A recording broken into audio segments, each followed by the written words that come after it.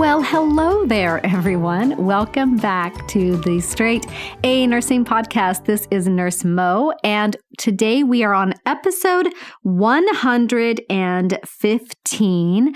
And today we're going to be talking about medications in the treatment of diabetes. So we're going beyond insulin. We are going to talk about insulin and some of the other non-insulin medications used to treat diabetes. Before we pop into that, of course, I want to take a moment to give a listener shout out who also has some advice on a really great method for studying, especially with distance education. So R. writes, I have been listening to your podcast for about 6 months now in the final semester of my nursing program in Vancouver. Due to COVID-19, our clinical rotation was put on a 2-month hiatus. Instead of getting into a slump, I initiated a study group via Zoom that has run twice a week for the past 6 weeks.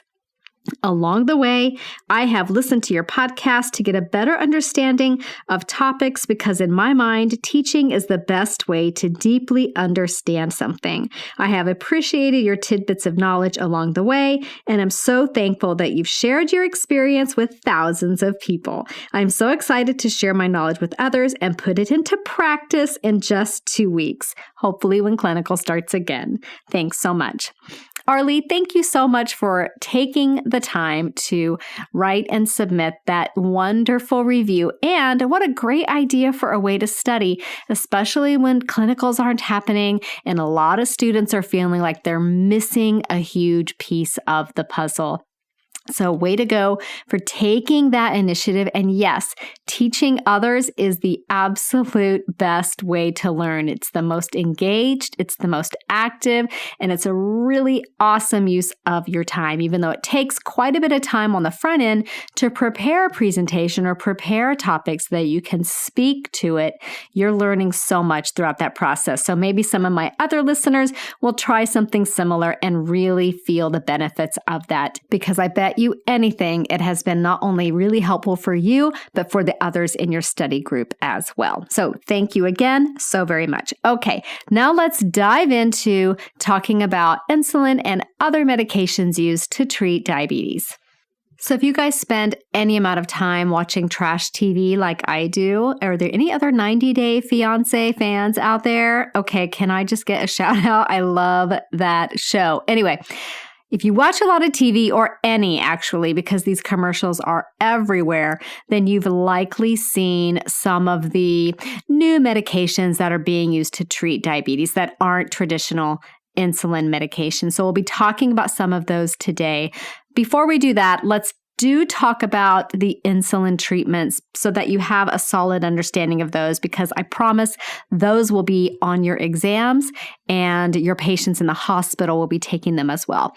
The patients in the hospital where I work, even if they're on another blood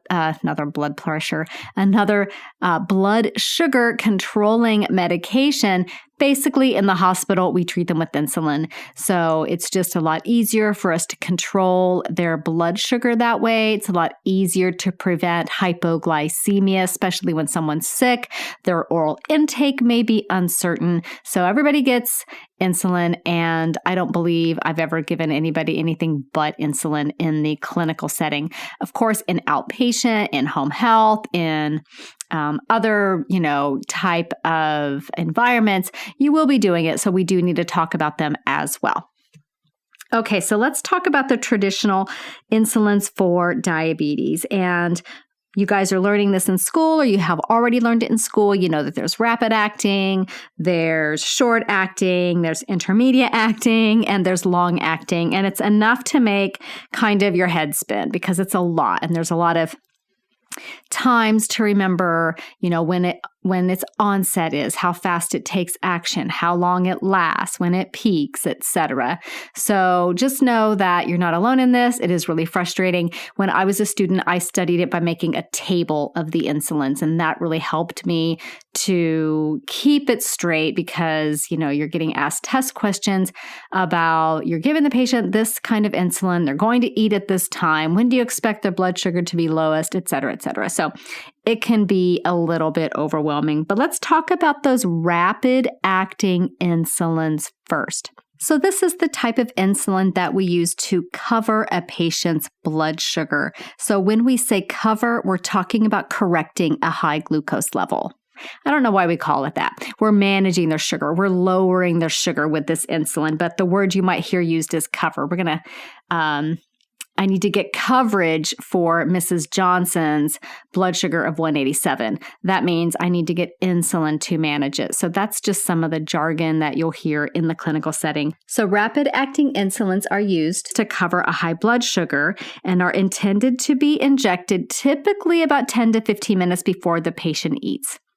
Sometimes it's hard to coordinate that in the hospital. You're going to do your very best to meet that goal. Sometimes it happens that they get the injection and then they start eating because they don't want to wait. What you want to avoid is giving the insulin and then them not eating for an hour. That would be not as good because they would possibly have a hypoglycemia from that. So typically these rapid-acting insulins, again, are given about 10 to 15 minutes prior to eating. These insulins are considered analogs of that naturally occurring insulin in the body. And it's really kind of the closest thing that we have to mimic the body's own insulin. Note that these fast-acting insulins aren't just used to cover high blood sugars at mealtime. If a patient is on tube feeds, for instance, and is constantly getting fed around the clock, then we would check their blood sugar and correct it as needed about every 4 hours. That's the policy where I work. If the patient is NPO, they could still be getting a short-acting insulin if they need it. The scale might be a little less aggressive, but we're still checking blood sugar on patients who are at risk for hyper and hypoglycemia. And if they're hyperglycemic, then we want to correct that as well. And then another time a blood sugar could be checked and insulin could possibly be given is at bedtime. You may see orders for your blood sugar to be checked AC and HS, and that means AC is before meals and HS is hour of sleep or bedtime. So if that's the case, you're checking the blood sugar again at 9 p.m. or so and correcting it if needed. The caveat to that is that there can be a hypoglycemia in the middle of the night. So you often want to check that blood sugar. I believe it's like 2 or 3 a.m. I forget the exact time because I don't work night shift anymore, but it's around then. And if you're wondering why, it's because of the risk for hypoglycemia with the body's, hormone rhythms and sleep and all of that. So you'll be checking that as well. So the key facts that you need to know about these rapid-acting insulins are some of the names, right? So Humalog insulin or insulin Lispro, as it also is called, is one, and another one is Novolog insulin aspart. And what you guys need to know about Humalog and Novolog are that they are clear solutions. This will come into play later when we have some that aren't clear. The onset is 10 to 15 minutes, so it's given usually about that length of time before the patient eats. The peak is 1 to 2 hours, and it lasts 3 to 4 hours. Okay, so Humalog and Novolog are rapid-acting insulins used to cover a high blood sugar. We're going to check that blood sugar, say, before the patient eats, for example. Give the medication 10 to 15 minutes prior because that is its onset. It's going to peak, though, in 1 to 2 hours, so it's not like you can just never again, once you give the medication and you see the patient eat, you're not going to ignore the need to assess for signs of hypoglycemia. You absolutely are. And then it lasts for 3 to 4 hours. Okay, so let's move on to some short-acting insulins. So very similar to rapid-acting insulins, short-acting insulins are typically referred to as regular insulin. So if you hear somebody say regular insulin, that is what they are referring to. Its brand name is Humulin R or Novolin R. So the R, to me, that means regular. I don't know if there's a pharmacological fancy term for the R, but to me, in my mind, that denotes the regular.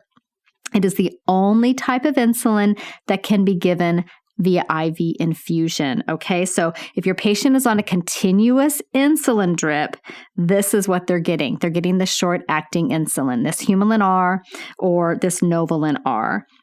And what you need to know about these short-acting insulins are clear solution. Again, this one is clear. The onset is 30 minutes to 1 hour, so not as rapid as the rapid acting. It's still pretty short though, 30 minutes to 1 hour for the onset, peaks in 2 to 4 hours and lasts 5 to 7 hours. So again, this would be that continuous insulin infusion that the patient is on because they're in the hospital for something like diabetic ketoacidosis, for example. Then we have intermediate insulin. So if you're following the path, you probably figured out that these are going to be maybe a little bit more delayed in their onset, their peak, or their duration. So let's dive into these. These intermediate insulins are used once or twice a day typically and are essentially combo mixtures of insulin isophane and insulin regular.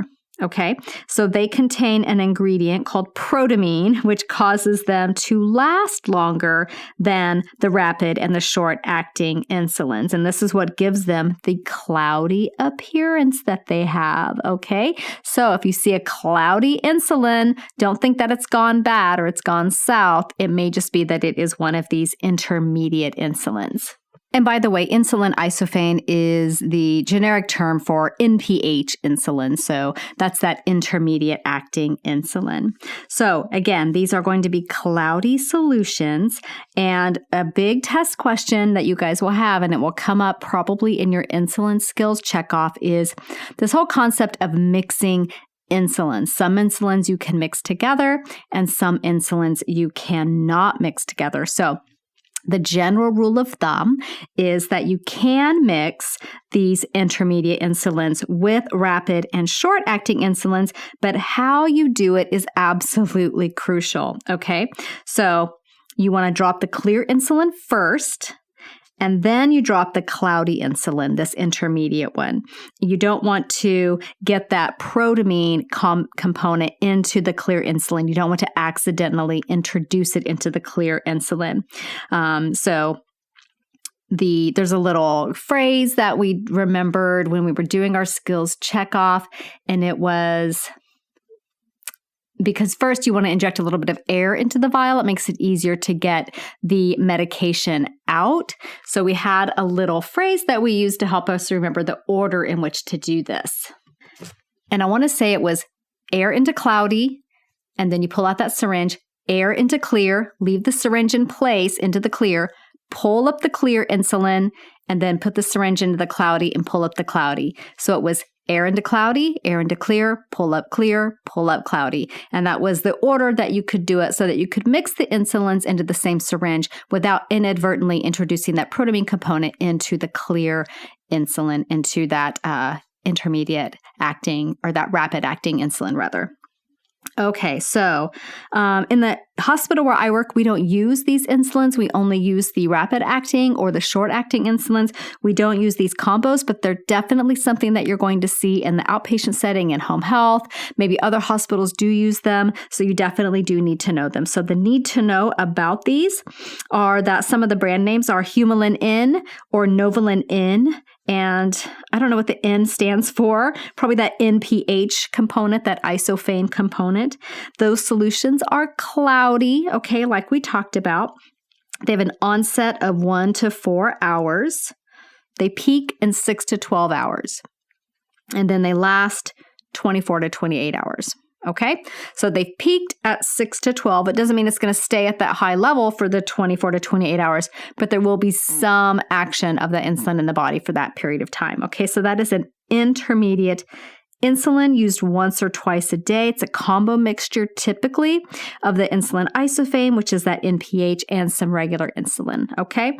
They contain that protamine, which causes them to last longer, and you don't want to inadvertently introduce that into your rapid acting insulin. So when you draw them up and mix them together, be very careful of that. You do not want to get cloudy insulin introduced into a clear insulin. Okay, you guys got that? Okay, let's move on to something called a basal or a long-lasting insulin. So these insulins are typically given once per day. Sometimes I have seen them given twice a day, but typically they're given one time per day. And the most common that you'll see The most common one you'll see is Lantus. I see that one all the time. Insulin glargine, I believe, is the generic name. And what these do is they provide a steady, consistent rate of blood sugar control. And this is where you cannot mix. You cannot mix Lantus with anything else. So that would be a really good test question, right? To try to trick you, because you might think, oh, I know I can mix some insulins. Definitely not this one. This one's never going to be mixed with anything else.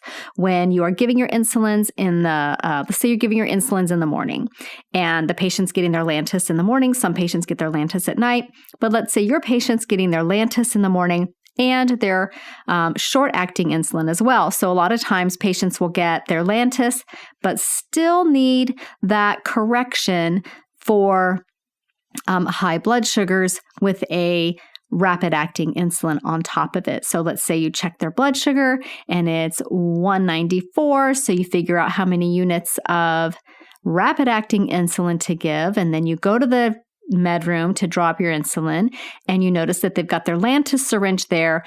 You're not going to take that Lantus syringe and then just add the other insulin to it. No. You're going to have to give them 2 pokes. You're going to have to inject them twice because you're never going to mix that long-acting insulin with anything else, okay? So the need to know on this is the names are Lantus, that's super common, insulin glargine. The other one, Levemir, insulin I am going to butcher a lot of these generic names, you guys, and you guys have heard me do this 100 times. Detemir, Detemir, whatever, Levemir or Lantus. The solutions are clear. You're never going to mix them with any other insulins, and they onset in about 1 hour, and there's no peak. It's just a nice, steady, basal, consistent level of blood sugar control, and it lasts for 24 hours. So these are great for people that have really just chronically high blood sugars, and it kind of helps level them out so that they're not having to take so many units of the rapid-acting insulin and risking that hypoglycemia crash that could occur. Okay.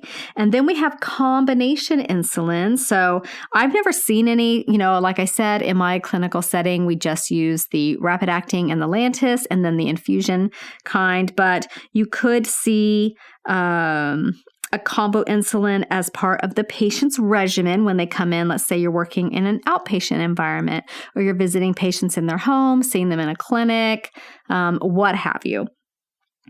These are typically mixtures of a rapid and an intermediate, but you'll know you're dealing with a combo in the name because it will have 2 numbers. It'll be like Humulin 70/30 or Novolin 70/30. So that'll tell you how much is the intermediate versus how much is the rapid. So just be aware that that's what that means when you see those 2 numbers together. Okay, so that's insulin, you guys. You're probably kind of familiar with it, but let's talk now about some of the other types of medications used to treat diabetes or, try to get blood sugars under control. So there's definitely more to blood sugar control than just insulin. So we have several different drug classes. Again, I will butcher these names and make them completely unrecognizable. I am sorry. I'm doing my best. Some of these are hard to say. So the first one that we're going to talk about are the sulfonylureas. I did pretty good on that one. So what these meds do is they stimulate the pancreas to secrete insulin and increase sensitivity to insulin at those receptor sites. So thinking about that, do you think a patient with type 1 diabetes would have any benefit from taking this medication? They would not, because the pancreas in type 1 diabetes is not producing any insulin. So this would be for a patient with type 2 diabetes whose pancreas can still produce and secrete some insulin. So it's going to stimulate the pancreas to do that and increase sensitivity to insulin at the receptor site. So some of these common drug names are glyburide, glipizide, and repaglinide. Those all have the same kind of sound at the end. They all end in IDE. So that might help you remember that those are the sulfonylureas, okay? So what do we need to know about this? What's the need to know information? Well, the first thing is it does require some pancreatic function, not for your type 1 diabetic. It is reduced in effectiveness. Nope, sorry, I said that backwards. The effectiveness of warfarin is reduced if these two meds are taken together. So if your patient is on warfarin and on a sulfonylurea like glyburide, that warfarin is not going to be as effective. So you need to be aware of that. If your patient's taking it, they may be on a higher dose of warfarin, or maybe they want to switch them to something else. It can cause photosensitivity as a side effect, and it has really bad side effects when the patient consumes alcohol with it, cause a lot of GI distress, abdominal cramps. It causes headache. It causes hypoglycemia and flushing. So bad side effects. Patients should not drink alcohol while they're taking this medication. And the dosing of this definitely varies from patient to patient. Some get it once a day. Some patients take it before each meal. It really just depends on the individual and their blood sugars and how well they're controlled. Okay, so the sulfonylureas stimulate the pancreas to secrete insulin. They are commonly, some common ones are glyburide, glipizide, and repaglinide. Do require that pancreatic function. If they're taking warfarin with it, the warfarin might not be as effective. Photosensitivity, headache, abdominal upset, hypoglycemia, flushing. Those are all some side effects, especially with alcohol. And then that dosing can be once a day or before meals. Okay? All right, so let's move on to the biguanides. And these drugs decrease glucose production in the liver and increase glucose utilization in the cells. So you kind of get a 1-2 punch with the biguanides. So you'll see this type of medication used a lot in the early stages of type 2 diabetes. And the main one here is metformin. You guys have probably heard of metformin before. It's pretty darn common. One of the big things that you need to know about metformin is that you cannot take metformin and get IV contrast. It'll mess up your kidneys. So a lot of times a test question will be about the patients going for a CT scan with contrast and they're on metformin. What are you going to do? Well, typically they may not give the metformin the day of the scan, and then they definitely will hold it afterwards, I think for about 48 hours while the kidneys are flushing out that contrast dye. So metformin and contrast dye are not good friends, okay? That is one thing that you absolutely need to know about metformin. The other thing you need to know about it is that it does require some pancreatic function. So this is not for your type 1 diabetic either. This is for your type 2 diabetic. A very common undesirable side effect of metformin is diarrhea. So one of the things you can do to teach the patient about this is for the patient to take it with meals. And a lot of times the MD will start the dose low and slowly increase it because of that abdominal upset that occurs. A desirable side effect often is weight loss. So weight loss can occur with metformin, and it could cause a metallic taste in the mouth. So biguanides are going to decrease glucose production in the liver and increase glucose utilization by the cells. So biguanide, the first part of that word is bi, right? BI makes you think of two things. So think about this medication doing those two things: decreasing glucose production, increasing glucose utilization, okay? And then you just have to remember that a common biguanide is metformin. It does require some pancreatic function, could give the patient diarrhea, but they could also lose weight. It's going to be held with IV contrast, and they could have a metallic taste in their mouth as an undesirable side effect as well. Okay, so let's move on to something I'm going to butcher now. Meglitinides, that's an M if you couldn't understand me. Meglitinides also stimulate the release of insulin, but the mechanism of action with this one has to do with potassium and calcium channels. So we're not going to get into a whole big thing about that, but the meglitinides are often used in conjunction with metformin or another drug called a thiazolid. Wow, you guys. Thiazolidinedione. Bam. I just crushed that one, didn't I? No, I didn't, but it's a really long word, and we're going to get to talking about it in a minute. But just know that the meglitinides are often used in conjunction with metformin or this other class of drug, which is Actose. I'll talk about the brand name. How's that? Commonly used meglitinides are Starlix or gluconorm. I love the name gluconorm. That just makes you totally get what this drug is all about. Gluconorm, totally normal glucose. So meglitinides stimulate the release of insulin, often used in conjunction with metformin or a drug like Actos. Common meglitinides are Starlix and gluconorm. So the need to know about this drug class is that it also does require some pancreatic function, and its effects are increased by a lot of other drugs. So warfarin, NSAIDs, simvastatin, those are just a few. So this kind of drug, you'd have to really know what other medications the patient is taking to understand if it is a safe medication for that patient. And its effects are decreased by a lot of other drugs as well, such as corticosteroids, thyroid medications, and calcium channel blockers. So a lot of drug interactions with meglitinides. Okay, let's try this one again. Thiazolidinide.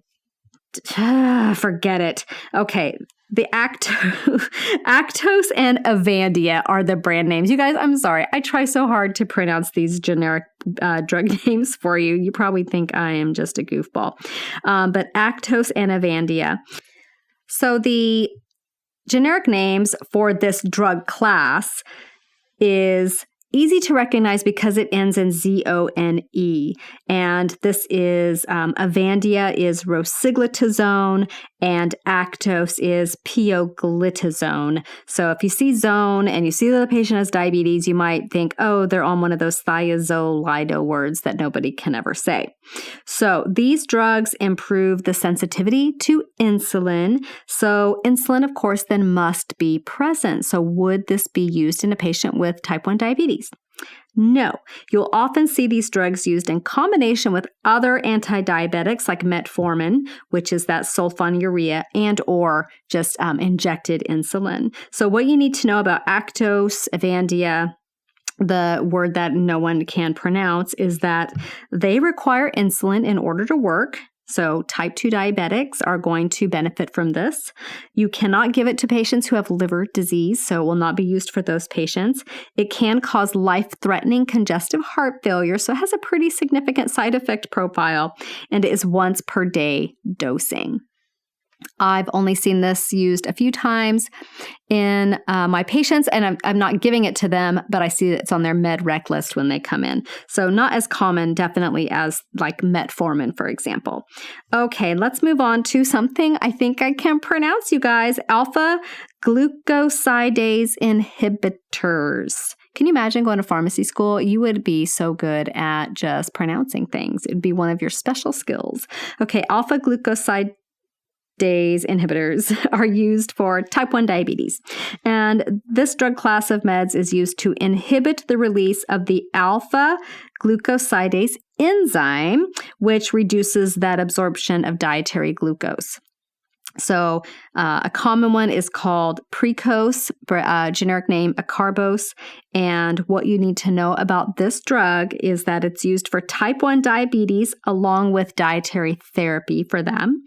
It can cause some abdominal pain. It can cause diarrhea. It can cause flatulence, so not very pleasant. It may decrease the absorption of digoxin, which if you haven't learned about digoxin yet, it's a drug, it's a cardiac drug, and you would not want the amounts of this drug to fluctuate too much in the system. You would avoid using it with amylase and pancreatin, probably because it works on an enzyme and it has to do with absorption, so it may interfere with those enzymes as well. Sign of overdose with Acarbose or Precose is an increase in flatulence or diarrhea and GI discomfort. It's taken once per day with a meal. Okay, now we have enzyme inhibitors. So this drug class, enzyme inhibitors, they're used along with diet and exercise to help keep blood sugar under control in patients who have type 2 diabetes. So Januvia is a common one and might be one of the ones in the commercials. I feel like it's pretty common and I may have seen it while watching 90 Day Fiancé. So this is another one that you'll sometimes see used along with metformin, along with Actos, or a sulfonylurea. It works by slowing the inactivation of incretin hormones, incretin, incretin hormones, which play a role in glucose homeostasis. Okay, so I'll say that again. It works by slowing the inactivation of incretin hormones, which play a role in glucose homeostasis. So the need to know about Januvia, which is an enzyme inhibitor, is that it is not used in type 1 diabetes. This is for type 2 diabetics only. It can increase digoxin levels. So again, there's that digoxin. What happens when we have increased digoxin efficacy? Your patient could have digoxin overdose. And common test question for digoxin overdose, I've talked about it before because it's just such a classic example. So you guys may have already heard me talk about this. But on your test, if the patient has a bradycardia, has a nausea, and is seeing yellow, 3 classic signs of digoxin overdose. Okay, extra bonus tip for you here today. Januvia also is excreted in the urine, so it's used very cautiously in patients who have renal impairment, and it's a take once per day with or without food. Okay, so that's Januvia. It can increase digoxin levels, use cautiously in renal impairment, and take with or without food for diabetic type 2 only. Okay, and then a newer class of drugs that is getting a lot of attention are the SGLT2 inhibitors. So these drugs work by increasing renal glucose excretion, increasing insulin sensitivity and uptake in muscle cells. They decrease gluconeogenesis and improve the release of insulin from the pancreas. So that's the big guns. This drug is doing an awful lot. So the common one is Invokana. I'd say the generic name, but this is just not, I'm not going to embarrass myself anymore. But Invokana, I believe I've seen commercials for this one as well. It's pretty common and is used in coordination with diet and exercise to improve blood glucose control in patients with type 2 diabetes. So it's a PO medication for type 2 diabetes. It's taken daily before that first meal of the day. It is not to be used in renal impairment. So if your patient has kidney disease, they're probably not going to be on Invokana. It could cause some orthostatic hypotension, and it has a common unpleasant side effects of a genital infection and frequent urination. So I think that infection risk has to do with how much sugar is coming out in the urine. So that's just like a breeding ground for bacteria.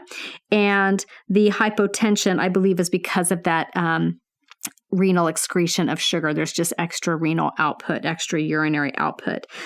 So that can cause volume depletion and hypotension. So that, again, was SGLT2 inhibitors. And it does a bunch of work, you guys. It increases renal glucose excretion, increases insulin sensitivity and uptake in those muscle cells. It decreases gluconeogenesis and improves the release of insulin from the pancreas. So this is the big daddy.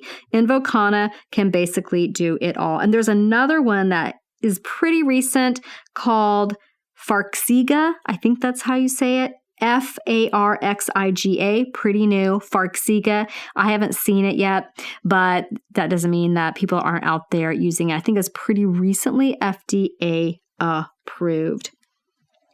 And let's go back one. There was another, let me see. Did we talk about GLB inhibitors already?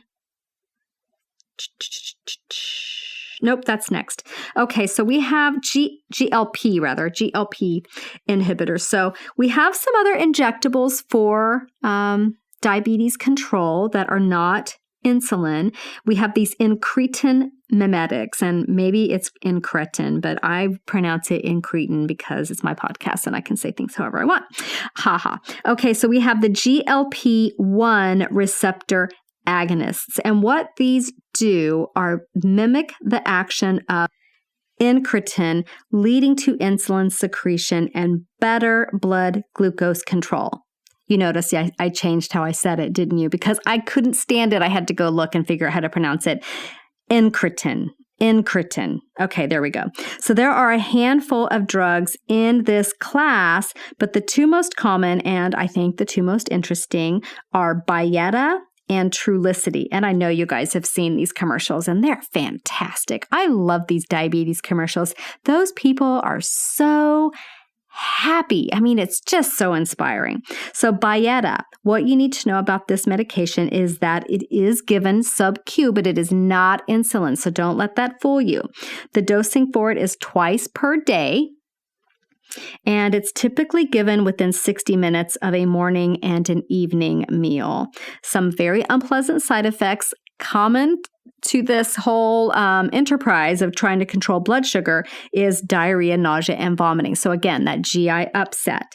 And it can also decrease absorption of PO medications, especially anti-infective medications and oral contraceptives. So definitely need to be aware of that if your patient is taking Byetta. And then Trulicity, which is another one. The need to know about this is it's also given sub-Q, but is not insulin. Dosing on this one is once per week. So these people in the commercials are even happier than the Byetta people in their commercial because they're only taking it once a week. It's prescribed when diet and exercise aren't enough to control blood sugar levels, but maybe they don't want to go on to insulin just yet. Some common side effects are stomach pain, again, diarrhea, loss of appetite, and because of that, loss of appetite, it could aid in weight loss a bit. There is a new GLP-1 oral medication that is pretty recent called Rybelsus. There's also another injectable called Ozempic, which I know you've seen those commercials for that as well. So just be aware that there's different injectables. They're not insulin, but they do help control blood sugar. And then there's a new oral GLP-1 inhibitor called Rybelsus, Rybelsus, that you may see. Okay, so let's talk a little bit about some hormones that are not insulin, but that are used to treat diabetes. So pramlintide, also Symlin, Symlin. This is a hormone that works by slowing gastric emptying, suppressing glucagon, and regulating food intake. So one of the side effects of this drug is anorexia. Okay, so be aware of that. You'll see Symlin used in diabetics whose blood sugar cannot be well controlled with insulin. May also see it used with sulfonylureas and metformin, which is a biguanide, okay? The Symlin need to know is that it is given sub-Q, but it is not insulin. A common side effect, nausea and anorexia. So again, lots of GI stuff, right? Avoid using with other meds that decrease GI motility, okay? So mainly those anticholinergics. You probably wouldn't use it in coordination with an anticholinergic. It's not to be used along with acarbose, and you will give it immediately before the patient eats, okay? And then we have Tresiba. Oh, I love this commercial, you guys. It's taking every bit of my control to not sing the song that goes on this commercial. Also called insulin degludec. It's a long-acting basal insulin. So in a way, it is a lot like Lantus.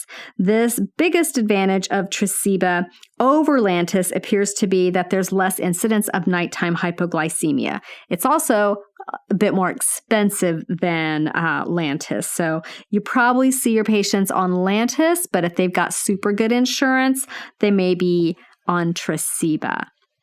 So your need to know about Tresiba is that it's a long-acting basal insulin. It's got less incidence of nighttime hypoglycemia than Lantus, so that is a benefit of it. Drawback is it's super expensive. Missed doses can be taken within 8 hours of the next dose. So there's a lot of flexibility with it, whereas Lantus is pretty strict. You take it at the same time every single day. And the dose lasts up to 42 hours. So again, bit more flexible dosing than Lantus. So that's some of the benefit of it and why people like it, because they can just kind of go on about their life. And the people in that commercial, I think they're the happiest of all of them. Okay, let's talk a little bit about inhaled insulins. And if you guys have not heard about this yet, it's just a little bit mind-blowing. I did not know these existed until I don't even think I heard about them in nursing school. It wasn't until after I was working as a nurse that I even heard about inhaled insulins.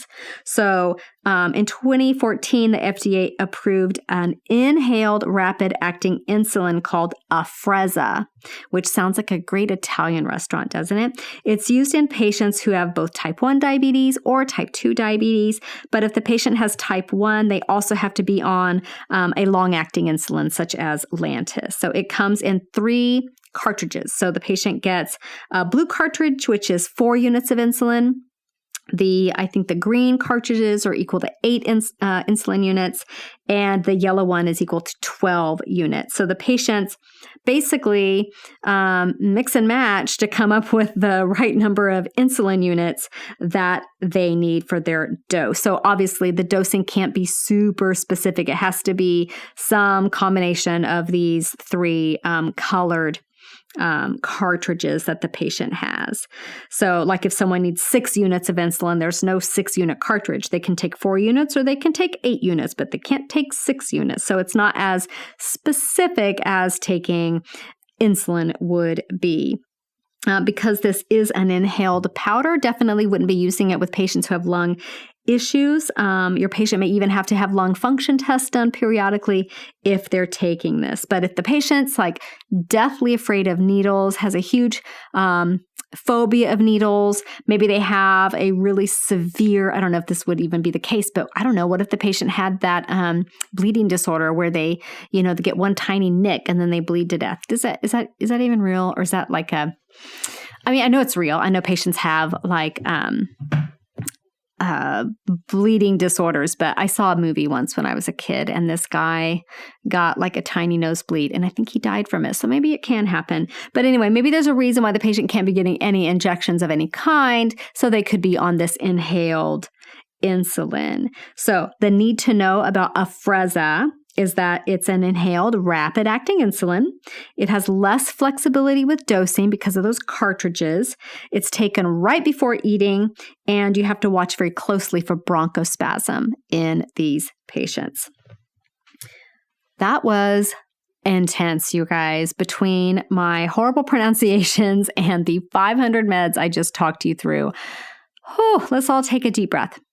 Okay, so let's go back and we'll do a little bit of pod quiz because I know you really like pod quiz. We'll do a little bit. I know there was a lot that we covered, but let's just do a little bit of pod quizzing, okay? So the way this works is I ask a question, I pause for a moment and give you time to answer it. So it's like doing flashcards for your ears. So let's say we have a intermediate insulin. Is it clear or is it cloudy? That intermediate insulin is cloudy. Excellent. What would be the onset time of an intermediate insulin? And it's okay if you don't remember because it was a lot to go through. That was about 1 to 4 hours of the intermediate insulin. Okay, how about the rapid-acting insulin? What's the onset of a rapid-acting insulin?